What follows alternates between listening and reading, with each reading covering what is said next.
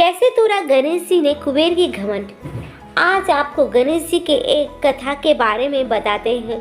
जब सोने की लंका और धन के मत में चूर कुबेर स्वयं को सबसे अधिक धनवान दिखाने के लिए गणेश जी को आमंत्रित करते हैं, तो गणपति उनके घमंड को कुछ समय में ही तोड़ देते हैं और उनके पूरे धन संपत्ति को तुच्छ साबित कर देते हैं।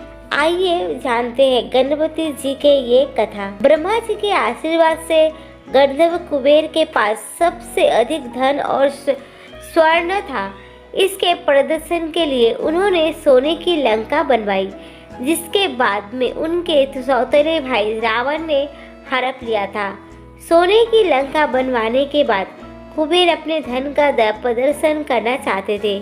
इसके लिए उन्होंने शिव जी को लंका में आमंत्रित करने का सोचा।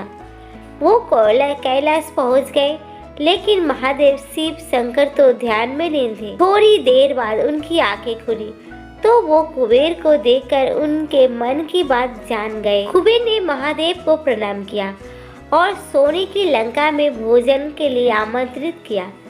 भगवान शिव ने कहा कि वह तो नहीं जा पाएंगे, लेकिन उनके छोटे पुत्र गणेश जी जरूर जाएंगे। कुबेर ने तय तिथि पर विभिन्न प्रकार के भोजन बनवाए।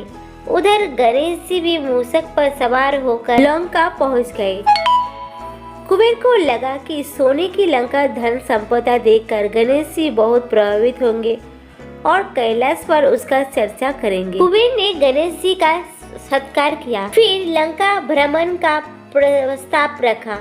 तो गणेश जी ने कहा कि वे तो वहाँ भोजन के निमंत्रण पर आए हैं, ना कि लंका भ्रमण के लिए। उन्होंने कुबेर से कहा कि आप भोजन का प्रबंध करें। कुबेर ने तुरंत भोजन लगवाया और गणेश जी आसन पर विराजमान हो गए। देखते देखते ही थोड़े समय में गणेश जी कुबेर के महल का सारा भोजन और अन्न खा गए। कुछ कथाओं में तो ये भी बताया गया है कि गणेश जी इतने भूखे थे कि कुबेर के स्वर्ण भंडार को भी खा गए।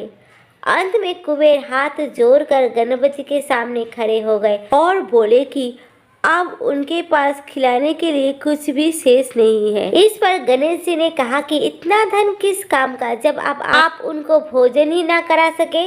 इस बात को सुनकर कुबेर बहुत लज्जित हो गए। ये सारा दृश्य देखकर त्रिदेव मुस्कुराने लगे और गणेश जी कैलाश लौट आए।